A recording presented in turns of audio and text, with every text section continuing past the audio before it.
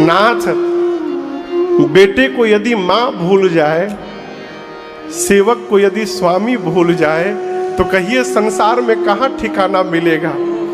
इतना कह के हनुमान जी दोबारा फिर भगवान के चरण में गिर गए। Second attempt. कहीं इस बार राम जी उठा ले, लेकिन आपको बताऊं दूसरी बार भी भगवान ने नहीं उठाया।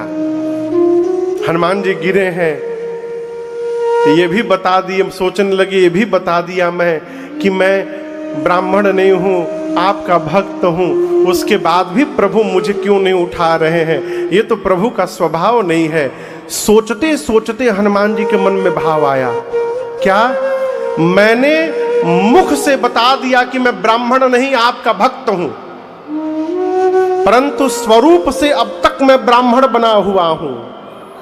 इसका मतलब जो दिखाई दे रहा हूं वो मैं हूं नहीं, और जो हूं वो दिखाई नहीं दे रहा हूं। मैं तो भगवान के सामने छल कर रहा हूं, इसी कारण प्रभु नहीं उठा रहे हैं। और जैसे हनुमान जी के मन में भाव आया, हनुमान जी ब्राह्मण का रूप हटा करके और जैसे हनुमान के रूप में आए, राम जी तुरंत उठाकर हनुमान जी को अपने हृदय से लगा लिए।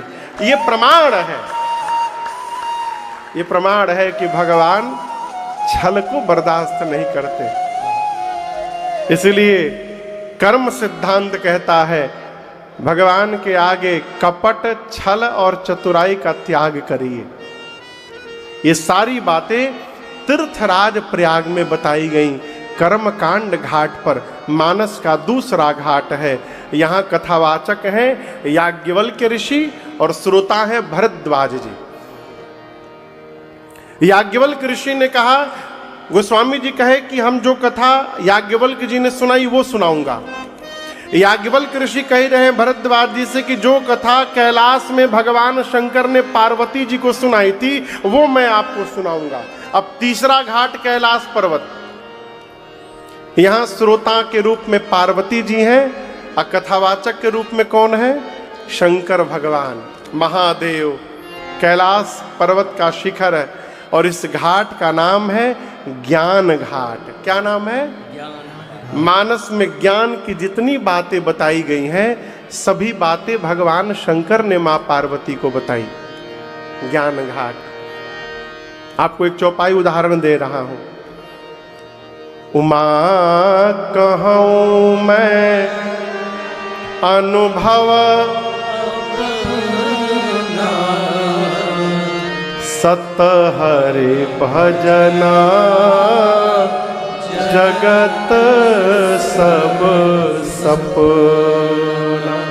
उमा, उमा माने पार्वती।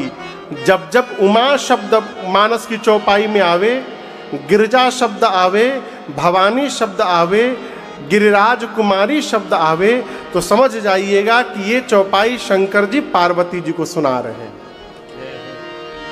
भगवान बोले उमा कहूं मैं अनुभव अपना, हे भवानी मैं अपना अनुभव आपको सुना रहा हूं। क्या?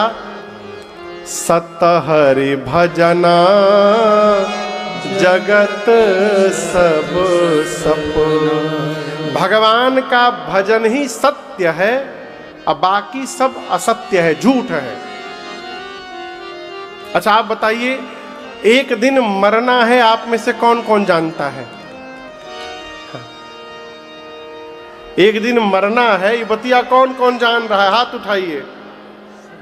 सब जान रहे हैं।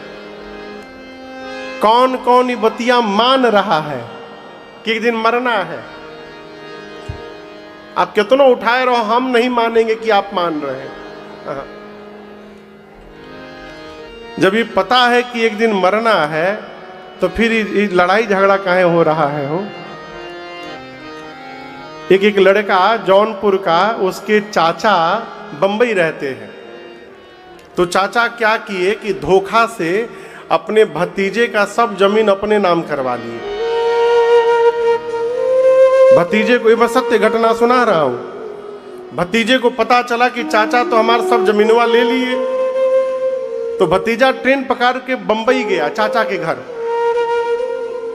और घर में जाने के पहले स्टेशन से बाहर निकला, मिठाई की दुकान से 2 किलो मिठाई लिया, 1 टोकरी फल लिया और लेके चाचा के घर गया, जाकर चरण में दंडवत किया। चाचा तो देखे तो सुखा गए कि लगता है झगड़ा करने आया है। अब वो मिठाई फल चरण में रखकर चाचा के दंडवत कर गया। बोला, चाचा हम धन्य है, बड़भागी है कि हमारे कुल खानदान में आपने जन्म लिया है। चाचा बोले, मतलब? बोला, अरे हमको पता चला कि हमारे पिताजी वाली सब जमीन आप अपने नाम लिखवा लिए, हमको बहुत खुशी हुई चाचा। चाचा पूछे, क्यों? बोले, ये वही जमीन है जिसको बाबा नहीं ले जा पाए, ये वही जमीन है जिसको मेरे बाबूजी नहीं ले जा पाए। आप उस जमीन को अपने नाम लिखवाए हैं तो छोड़ के थोड़ी जाएंगे, आप लेके जाएंगे तभी ना लिखवाए हैं। हमारे खानदान में ऐसा कोई जन्म तो लिया जो सब लेकर के जाएगा, धन्य है आप। बोला, बोल करके वापस जौनपुर आ गया। चाचा की नींद चली गई हो। 1 महीना के भीतर चाचा वापस जौनपुर आए, अब भतीजों को उसकी संपत्ति वापस किए। जानते सब है मरना है, मानता कौन है? जानना अलग पक्ष है और उसको मान लेना बिल्कुल अलग पक्ष है। जिस दिन मान लीजिएगा कि एक दिन मरना